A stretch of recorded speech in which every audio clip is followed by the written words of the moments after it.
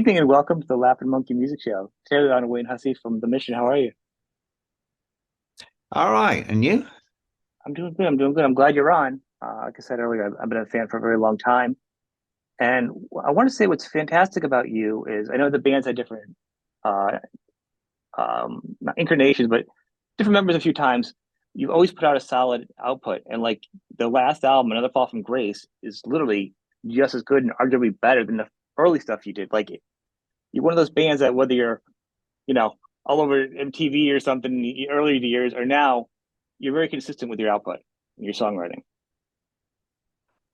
Well, thank That, you. I try, I try. I think with another fall from grace, I think I've said this before, but if that has to be the last ever Mission album, then I'm quite happy that that would be the last ever Mission album. I think it's a goodie. Um, I think it kind of sums up the whole history of the Mission actually in that one album, to be honest. But yeah, no, thank you. I mean, I mean, nobody goes into the studio with the intention of making crappy records, do they? We do our no, best. but not all artists are pushing themselves to because you've had albums that were more experimental. You've still tried to be an artist, and I love artists that are like that that are always pushing the boundaries and maybe do something Mm. different, not do the safe record. Oh, you wait till you hear what I'm doing now. Really, is it Just solo? yeah, I've just been. Yeah, it's kind of solo, but I'm doing it with my wife actually. She's how can I say she's singing now, Oh, and wow. we're I suffer from insomnia a little bit, so to help me sleep, I listen to a lot of ambient music, Yep. and so we kind of I'm making music to put me to sleep. In fact, so some of the pieces are like 25 minutes long, and there's absolutely no dynamic, and and Cincha sings, but there's no words. She just vocalizes really. Wow. Yeah, I mean it's very atmospheric. As I said, there's no dynamic to it. It's not like pop songs. No. It's I don't know if we'll ever see the light of day, but Well, it'd be interesting to it's put on your website, even for people to check out some of it. yeah, no, we're doing it for ourselves, really. I mean, Huh. I do listen to it sometimes when I'm falling asleep, and it does the job. It's got to have a disclaimer that you just can't listen to it while you're driving to work or something, you know? You get too Well, relaxed when you're hearing it, you know? yeah, you could get too relaxed, yeah. I mean, I know. we have a studio at home, so we're always making music, and it's only in the last couple of years or so, actually, since the COVID lockdowns, that my wife is actually. I bought a ukulele about 10 years ago as a wedding anniversary present, and Yeah. she, on the quiet, she taught herself how to play it and with the YouTube tutorials, and then she started writing songs, and thinking, you know what, some of these songs are actually quite good. Let's take them in the studio, and then we build them up into, with drums and bass guitars and everything else, and some of it's worked out really well. Again, we're the idea was maybe do an album, but we've kind of stalled on that. We had a few personal problems last year. We lost 5 pets in the space of a short period of time, which kind of Holy moly. That's yeah, awful. it was a pretty bad time, but which kind of curbed our enthusiasm, for Yeah. making music really. And it seemed to me that every time I was away on tour, there was another pet that would die. So it was a tough time. So music wasn't a priority. But again, this year we've started doing this ambient thing, and we're kind of enjoying that. And it's for our own entertainment at the moment, but we'll see where it goes. But I Well, I like mean, making music. The bottom line well, is I like making music, and there's no rule that I have to make one certain kind of music. I mean, and I well, think that's the thing with the mission. It's always been there are parameters for me with the mission. There definitely are parameters, but at the same time, I think over the years I have stretched those parameters to breaking point in some people's opinion. You know, really. some some I think some fans would prefer it if we kind of stick to the tried and tested formula, but you know. That's not what we Well, do, is it? you have a good amount of stuff out. You have two soul albums out, and your last album uh was 216. And I mean, you guys just had a greatest hits album just re-released, and the live album just came out, which is sounds great. So people could check them out both streaming. The live album is live in Buenos Aires, right? Yeah, Yeah, that's the latest live album. There that's was the a latest. live Like, album. yeah, Yeah, you there have a was one couple of last year from Shepherd's Bush. So that yeah, like I mean, the I'm thing trying is, to be current.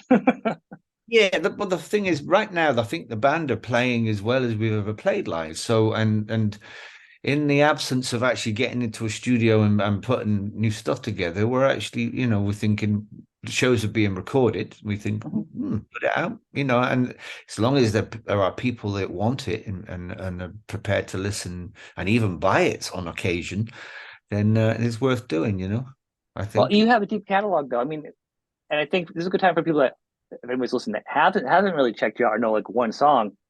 I would say grab the new album and then listen to the Resurrection, the Best of Deluxe album, also that's also new from last year.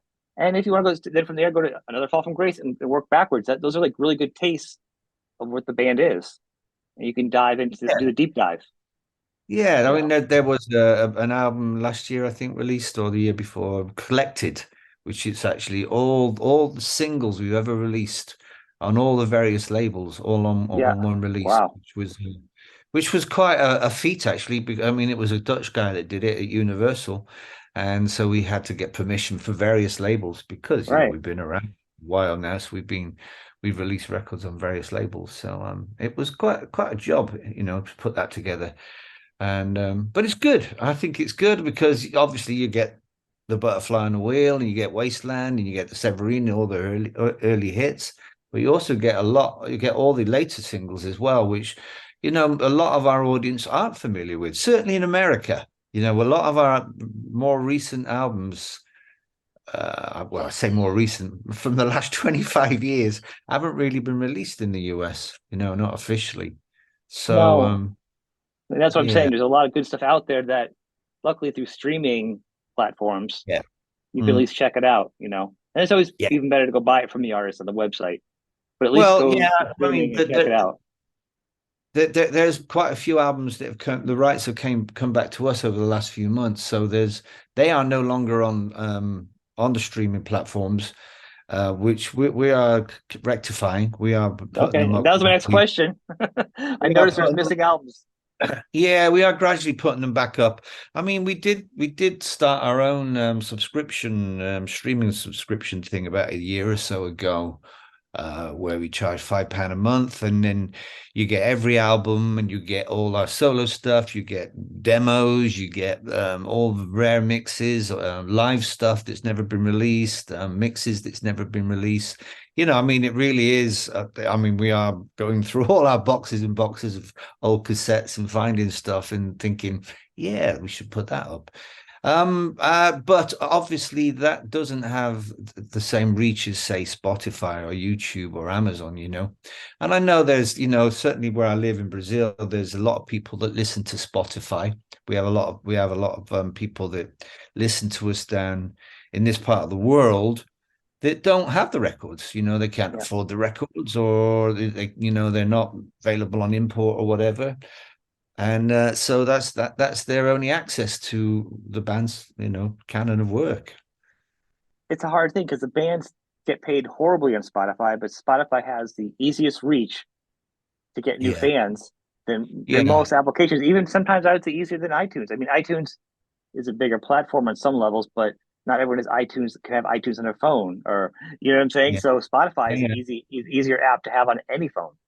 You know, Yeah, it is absolutely. I mean, that's just practicality. I'm almost ashamed to admit it myself, but I listen to Spotify, and we do subscribe. But I mean, occasionally I will still buy a CD. But I think the thing the way I think we've just finished European tour, which was originally scheduled for 2020, but obviously it was curtailed Right. at the time because of the COVID lockdowns, and then it was rescheduled for 21. Same Yep. thing, 22, and then eventually we just finished it a couple of weeks ago. And I have to say that the attendances were amazing. Actually, I think three-quarters of the tour was sold out.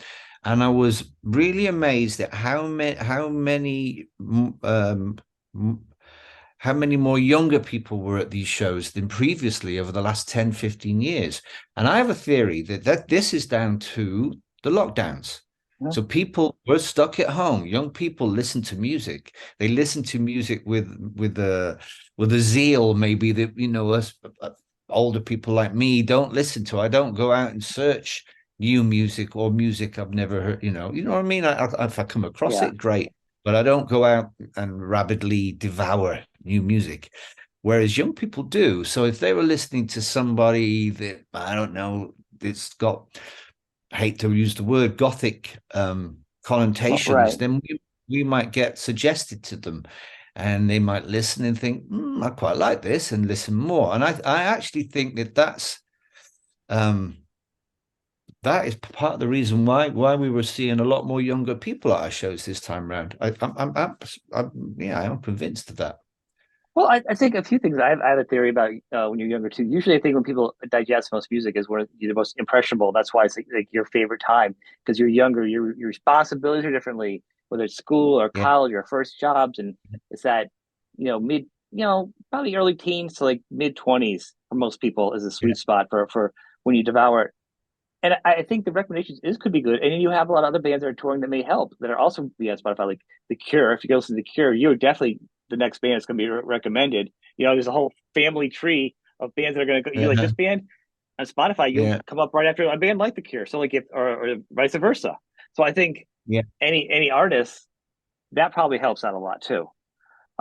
yeah. What Absolutely. I mean, I'm not saying it's exclusive to us, no, no, but what no. I I'm think it's saying great. it was something that I noticed on this particular European tour. It was 6 weeks long, and there were people coming from as far as Russia and Ukraine who are in the middle of a war. So the amount of effort that it took to come to the shows, in Germany and Hungary, I mean, I just found that overwhelming, really. And That's pretty they were special. young, they were young people, and it was wow, wow. Yeah, And no, it's it's got to make it good. exciting for you though, as a performer, to realize, you know what? I mean, not saying you do, but I mean, some artists get tired after a certain point of doing the same thing or different sets. Some people love touring for the rest of their whole life. That's who they are. But man, to have younger fans and or new fans or fans that like the war, like all kinds of crazy things to come just see you for that moment of No, entertainment or like an emotional release is some kind powerful. of release. Yeah, yeah, no, absolutely. I know, I get it. I mean, yeah, yeah, it's a good thing. I mean, I do love the shows. I just hate the touring. You I just know that I can imagine touring. everything else that comes with it. I mean, it's. I think the tour finished like 2.5 weeks ago. It's only just about now that I'm starting to feel human again. And then this time next week, I'm on a plane flying back to the UK to play some more shows. It's like okay, but it's not. And you I guys, mean, next week is only 3 shows with the Cult. But that's gonna be a good show. You guys doing yeah, shows with the Cult later on in the U.S.? I know you have some U.S. shows coming, and I think yeah, we they're do. We have a tour September, October. I mean, this is our biggest US tour probably in 25 years, maybe, or even longer. I don't know. It's 6 weeks long. It'll either make men of us or it'll, you know, finish us off. I was looking at the dates. You go to a lot of nice places though. So I mean, Yeah. it's a pretty good tour you have set up though. I was looking at some of the I clubs mean, and yeah, I mean, we've always had a nice, I'd always had a good time touring America. We just never did enough of it, I think, really I mean, obviously in the 80s when we had the record company willing to, um, push us over there and pay for it all, it was easier to tour. But now these days, we come with the skeleton crew, we're sharing a bus with another band and all that kind of stuff. But my attitude is we probably won't get another opportunity. I'm 65 years old now. We probably won't get another opportunity to tour America to this degree. right. And so it was like, okay, do we want to do this? It's not gonna be the easiest tour in the world, but we get to do it one more time in America. And we said, yeah, collectively, let's do it. Let's just one last hurrah, as they How are say. you, how are you I mean, how are who you knows? deciding? I mean, who knows? who knows? We might, come back and just do some shows on the coasts or something at another time. But in terms of the trek around the whole of the States, I think this will be the last time. I think the closest date is like an hour and a half from me, so I'm gonna have to figure out my schedule, my work schedule to make it happen. Where will that be? It's the Boston show. That's probably the Okay. closest to me. I'm in Connecticut, so Okay. All right. Yeah. about an hour and a half out. I'm sorry we're not nearer. Listen, I do this show. I'm very aware. My show started to talk during COVID to talk about the economics of bands and supporting them. So a lot of Right. my knowledge is of touring, the cost, the passports, the merchandise. Yeah. I break down the shirt costs for people, how important it is to support a band if they come out. No, I get it. I'm just happy you guys were able to Yeah. figure out a deal where you're not in the red and you can come overseas. Like, I get it. I think that's Yeah. Absolutely. fantastic. You guys are coming, knowing Well, the economy yeah. of touring. Yeah, well, that was the problem. I mean, the European tour we've just done, that was originally booked in 2019 for 2020. And obviously, we got, I think we were about 10 shows into the tour when it got curtailed, and there was, I don't know, scheduled 55 shows or something. Anyway, we were still committed to doing these shows this Mm, year, but obviously the fees were the same, the 2020 fees, but all our expenses had gone up, yep. so it was a good job that we were actually pulling more people than we'd um, done so previously, Yeah. because it really certainly helped our budget. Yeah. I would like to add, No, I mean, again, America, we were supposed to do it like September, October last year, but then it was a chicken and egg situation. We couldn't get a bus, right? You can't as with tour everybody. America. Yeah. Yeah, you can't tour America without a bus. Hmm. Certainly, with some of those drives, I mean, that you're talking about 800 miles overnight Yeah. or what, and you can't do it without a tour bus. At the same time, we had an offer of a tour bus and they wanted a deposit, but at that point we didn't have the visas. So the visas were up in the air. I mean, we're still applying for the visas actually, but we don't foresee a problem this year. But last year, there may have been. So it was we can't commit to the bus without having the visas, and the Yep. visas are very Very expensive. expensive. Yeah, so we couldn't also we couldn't go through the visas without having I don't know. It was in the Yeah. end we made the decision. Look, let's move this to next year. Give us a chance to sort I it think out it's properly. good. I think it's fantastic. And I want to say this as a fan, also knows knowledge that the band would say it. But when a band's coming over and they come to the US, people, if you're a fan, you need to come out and see them. And you need to buy the merchandise because I'm going to tell you, they're looking at, I don't know, visas could be 4 or 5 grand each to come over. They've got the band, some of the crew, then they got the tickets, and then they come here and it could be 500 to $1,000 a day for a van or a bus.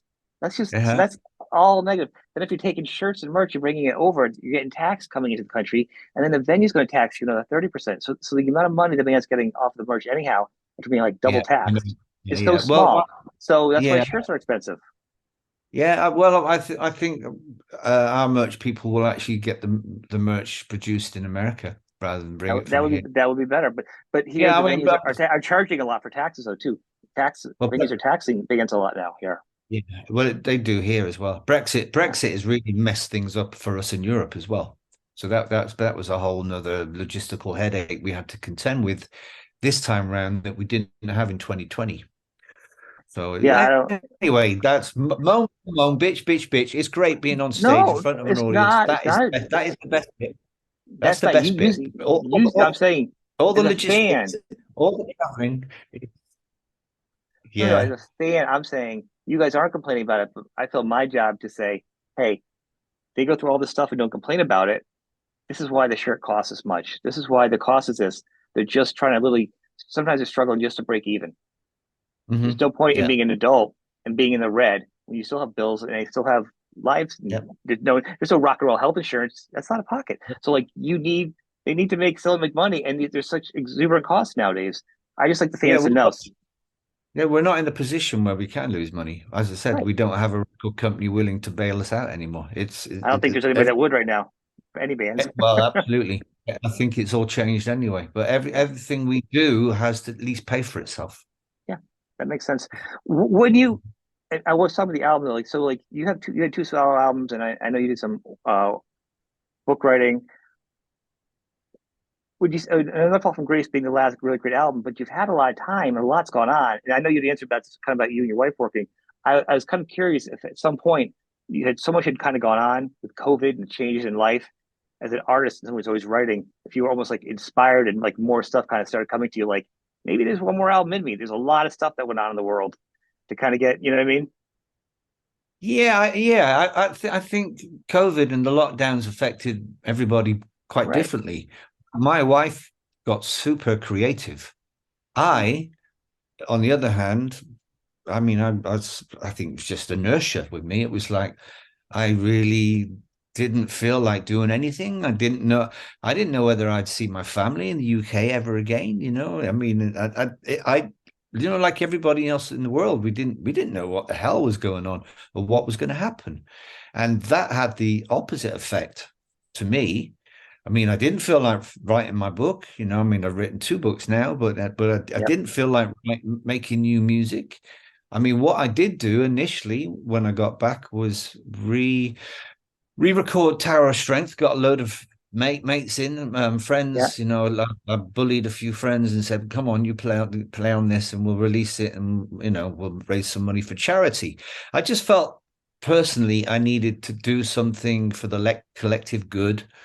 And I know what we raised, it was just over $100,000, which seems like a lot of money, but in the overall scheme of things, it's just a drop in the ocean to what was actually needed. But we did our part. I mean, that to me at that point made it enabled me to be working through my creative inertia, if you want. I didn't I didn't Yeah. feel I didn't feel like writing new songs or making new music. That's why when my wife started writing songs, it was great because the pressure's off. You know, it's your songs, Right. not Well, mine. a lot of emotions were going through for a lot of people. So sometimes I figure, as an artist, I was wondering if you were inspired because all the collective new emotions you went through that you never went through. Like some artists weren't on the road anymore. Some artists weren't seeing their family. Some family members got sick. Some like everything, the Yeah. dynamic changed. Like all of a sudden, being an artist, artists were questioning themselves. Like, well, what am I now if I'm not an artist touring?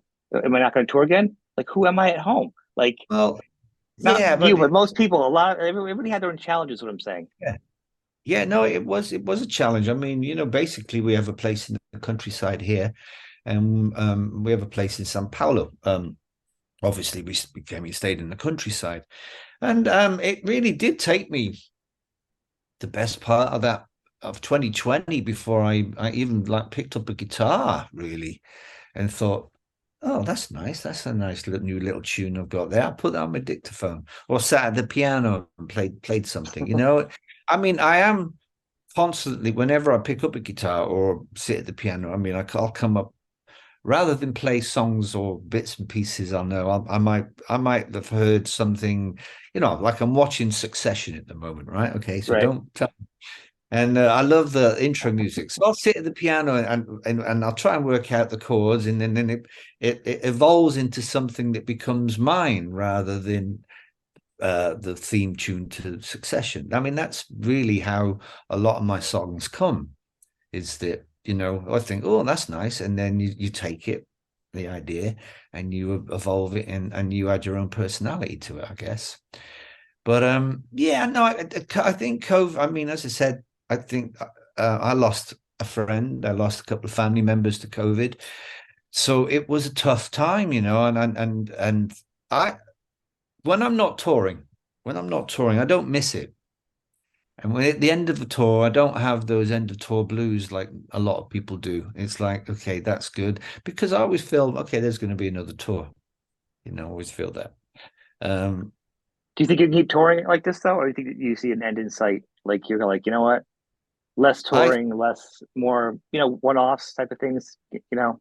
Yeah, I see if we do anything in the future, it will be, maybe like a short run of shows, like a week, not 2 months, you know. Yeah. As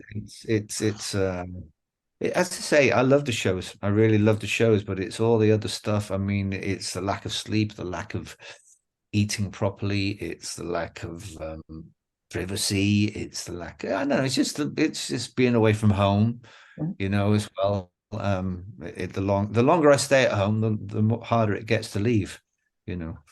I can understand. I don't know. I couldn't do it. I literally couldn't. I have a hard time just going out sometimes. I couldn't imagine like leaving and not being at my bed at the end of the day, you know? Yeah, Yeah. well, yeah. No, it's don't get me wrong. I mean, I've done this all my adult life, luckily.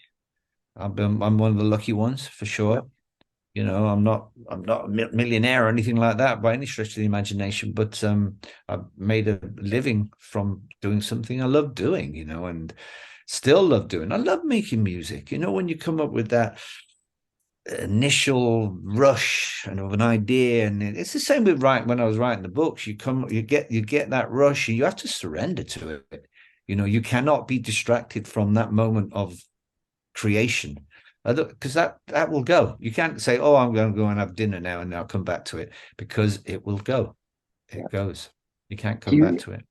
so when you're writing songs, are you kind of like, it hits you and you go do it, or are you sitting down every day? Some artists sit down and they do like, I start at 8 o'clock and I just work. And if an idea comes, it does. And if it doesn't, it doesn't. Or you kind of go with the flow. I go with the flow, but when I'm at home, I do try to go in the studio and do something every day, even if it is just to mess around with a new piece of software, and it's like, oh, let's see what this does. Yep. Or I mean, literally, I mean, I have thousands and thousands of little musical ideas that I've recorded on dictaphones and on phones over the years, uh, which some of them, if I cool good songs, but Yeah. it's choosing. I'm trying to remember what I actually bloody played, because it's some of them was so long ago. It's like, what the hell is that? How did I play that? And then I have to sit there and try to work it out. It's like, That's fun. It's pretty funny. Make sure you back that all up. As we come close to time to end, I do want to add a question or two about your playing. And I love your playing and your guitar playing. What do you have a specific sound and a tone? Where do you focus? Like, what is your main guitar and like what's the setup on your guitar? I was always kind of curious. well, I mean, for live, I use at the moment. I've currently, and I have been for the last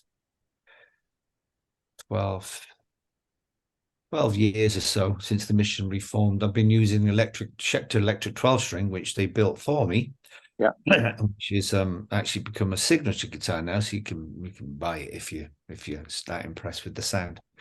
I A am 12 actually. string, yeah, well, a 12 string through.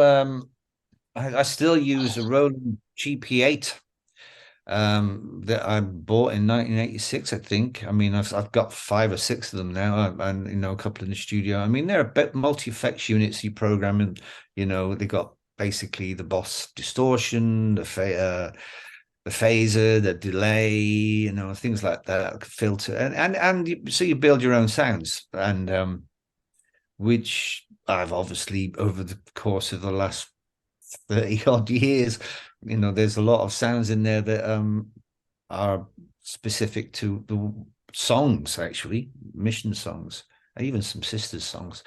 And that's what I use live through. And I've always used the JC 120, but I've recently started using a Fender Twin, actually, an old Fender Twin with a master volume. It has to have a master volume, because otherwise those things blow your head off. Yeah, Um, and the reason being, when we were in South America last year touring, we couldn't always get to JCs because Simon uses a JC 122. yeah. And so I was getting the Fender Twin. It was fine. Simon plays the solos. You have the JC. I'll have the Twin. I've got a Twin here anyway in my studio, and I like them. And the sound guy saying, you know what, that sounds really good because Simon's got using the transistor is the frequency. The two JCs were kind of taking up the same frequency, but the Fender Yep. Twin is slightly warmer, rounder. So if for the front of house guy, it was like, okay, I can separate the two guitars a little bit easier with that. So I've started using the Fender Twin live. But in the studio, I mean, I Yeah. have.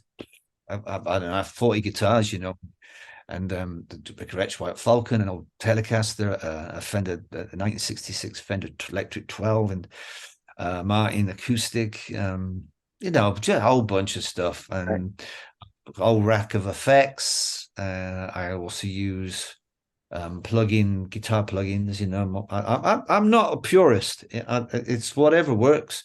I'm not one of Well, these that, you know, I have to use an amp and mic it up. I don't mind whatever you plug in a pod, whatever, and if it right. sounds fine, it sounds fine. Well, on your page, you do list your the guitars and stuff. So it's not that I'm not aware of that. I'm just kind of curious because sometimes an artist will be endorsed by what you things, but at the moment there's a certain guitar sound that they like, and you answered that. I mean, obviously you're also very open to the sound for the what works for the song too, and then Yeah, you build something, you know. yeah, So that pretty yeah. much answers it, I, you know. yeah, I'm not one for big power chords. Mhm. Yeah, no, I'm not one for certainly not one for chugging. You know, I always think chugging is like the equivalent of drummers using bloody cymbals. You know, it's like stop it. Just Well, occasionally it's all right, but when they go, yeah, like shut up, I that's think just you not. know much more lush. I think your sound is much more of a lush, fuller sound. You know, that's what I hear. You're playing. Yeah, I don't know. It's what I like. It's my taste, you know. And Yeah, I think it's a style that's evolved over the years. I think you can tell sometimes, most of the time, that it's, you know, Mission or Wayne Hussey playing guitar. oh yeah, Yeah, and I think that's a really valuable commodity, you know, certainly for guitarists, because there are so many guitarists, and there are so many guitarists that are far better players than me, but they all sound the same. yeah. Well, I think the thing is like for me, and that's the question was like as a fan or someone, I'm like, I'll be in the car or whatever, I'll be listening to headphones or whatever, and I'm like, what's that? Like I'll be hearing like because you have so much going on sonically that to digest it, it takes a couple listens to kind of get the full picture. It's like a full detailed painting, and then I like that. So I'm always thinking like, what's that sound? Because it's like you know what I mean. Each time you hear something different. Uh-huh. Yeah, no, I think I've always liked the way guitars can almost orchestrate Yeah. with guitars, I'm always you know. thinking when I hear your music. I always have to think about it. I'm like, wait, what's going on here? So I dig Yeah, that. so I different. Another thing that, you know, I'm okay. We all love computers and stuff, but another thing that I refuse to do is cut, copy, and paste.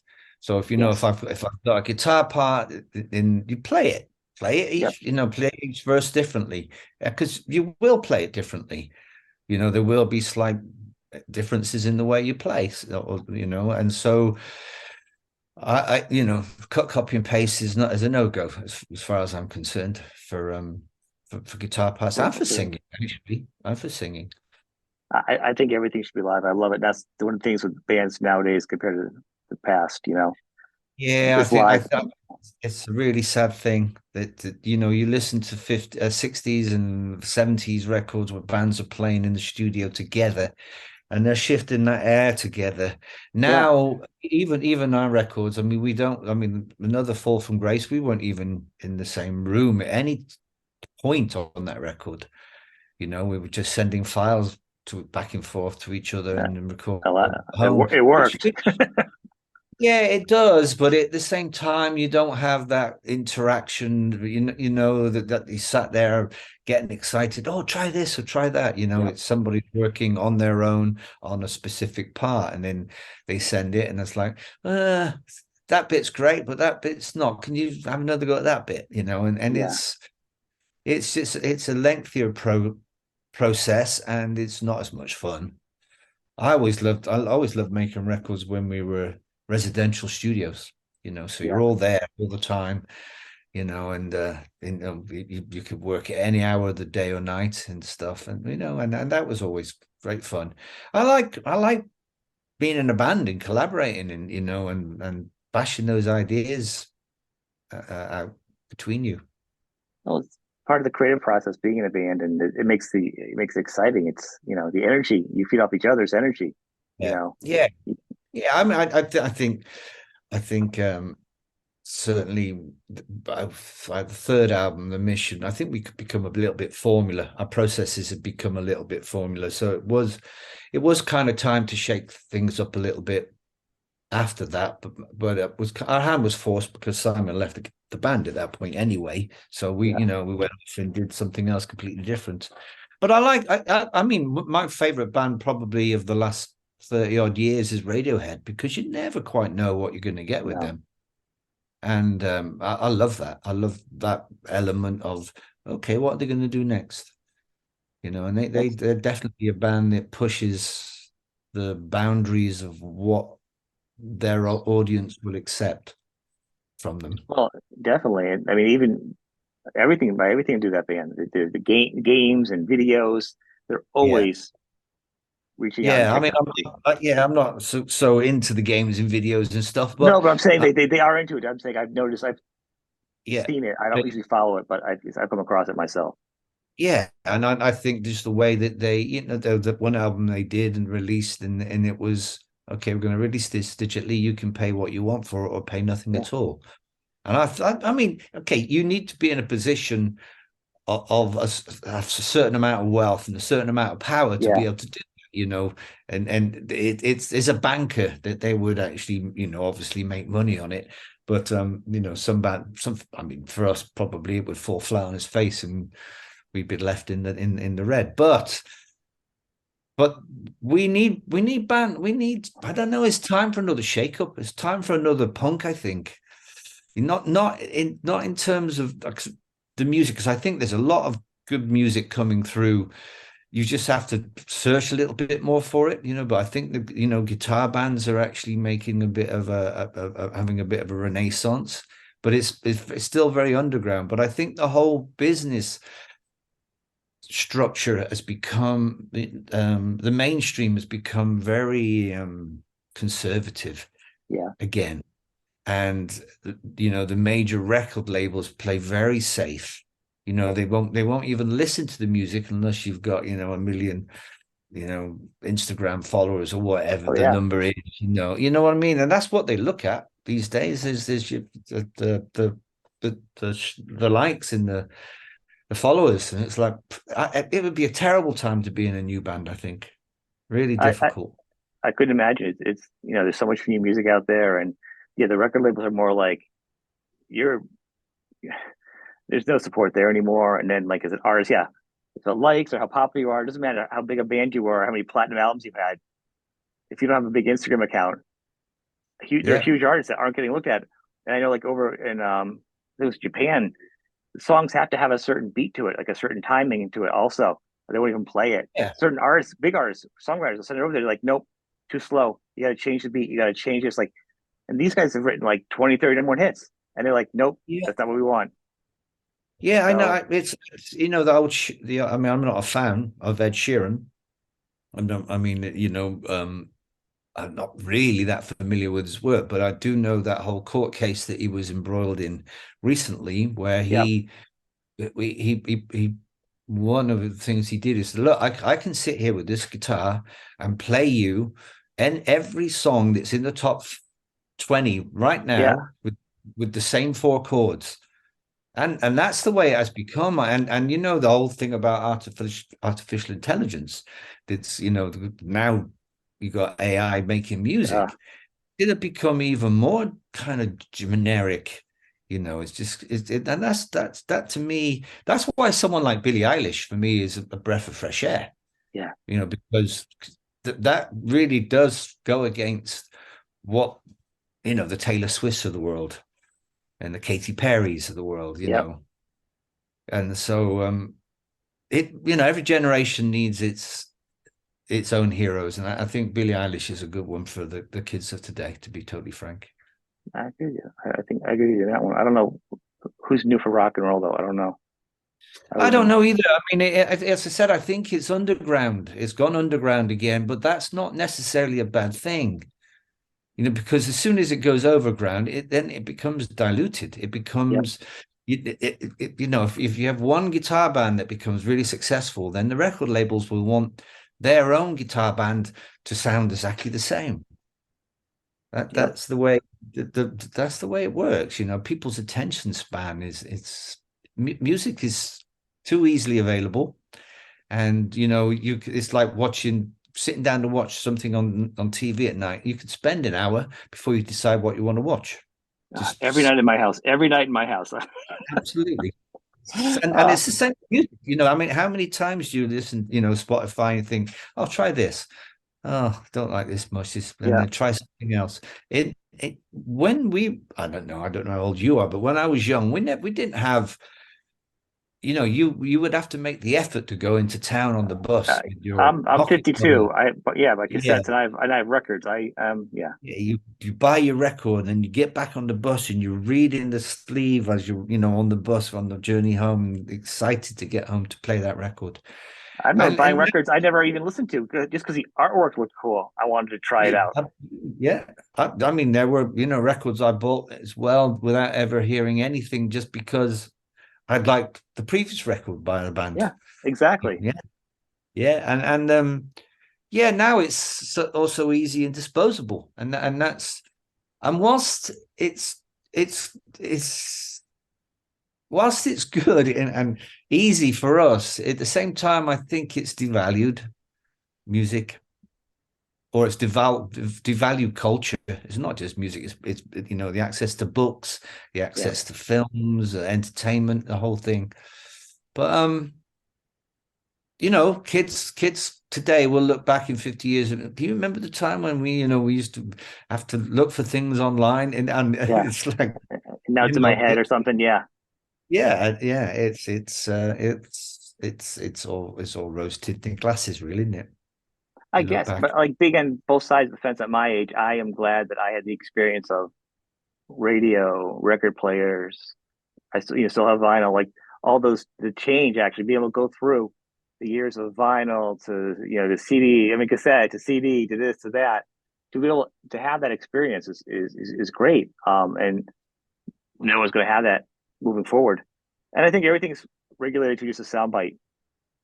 So it doesn't even matter whether it's music or art or, I mean, forget art, photographs, everything's in your phone. So there's no famous photographers taking some, where Yeah, these big photos, films are the same way because they need the returns and the budgets are there now. So everything has changed. Any kind of yeah. creativity is kind of going out the window on some level, you know, the Well, way it used yeah, to. yeah, yeah, but there are still kids out there that are pushing the boundaries of what's available to them, the technology, in all aspects. But you know, anybody can be a photographer now with an iPhone, Mhm. you know, and anybody can make a film now with iMovie or the other one, Prime Cut or whatever it's called. I don't know. Yep. Yeah, you know, I mean, or anybody can do artwork with Photoshop, you know. I mean, it's all anybody can do it. Problem is, and we can all get it up online, you know, music or photographs, we can all get up there. The problem is, as I said before, it's become very um generic, very, very kind of conservative, I think. But there are kids out there that will push the boundaries, that will come up with, you know, stuff that flies in the face of what else is going on. And God bless them, because we will always need those kind of people. Yeah, we do, I think. And one of the good things, circle back to is I think a lot of these people hopefully are influenced by bands like you, and a lot of the newer bands I think I see hope in are going back and saying, I listen to this band, I listen to this rock band, I listen to this, whether it be goth or pop or punk or whatever it is, are kind of going back a little further to a lot of the bands Mm, of the 60s, the 70s, the 80s, the 90s, or early 90s. And they're saying, oh, yeah, I'm going back to this kind of songwriting. And they're bringing it forward. Um, But yeah, I want to thank you for coming on today. I want to tell fans to check out your website. It's a fantastic website. Give me a tour. A couple of shows with the Cult, but then U.S. fans go on the website. All the dates are there. Plan yeah. your calendars out. September and October. I think we start on the 6th of September in Baltimore, I think. and then we end. I don't know where we end. I think somewhere You end where somewhere on you the end. we start on the East Coast and we work our way around and then come back and we finish on the East Coast, I believe. But yeah. No, good. I'm looking forward. I know I'm looking forward to the tour, but yeah, As well I am. it'll be grueling, but we'll love the shows, I'm sure. So I'll be looking forward to seeing you guys. You guys come over. Thank you for being on the Yeah, we'll show. I come and really say appreciate it. okay, I we'll come and will. say hello if you come to the show. I, Okay. I will. I will. All right. Take care. Thank you. You take care. Thank you. Bye bye. Thank you. Bye bye.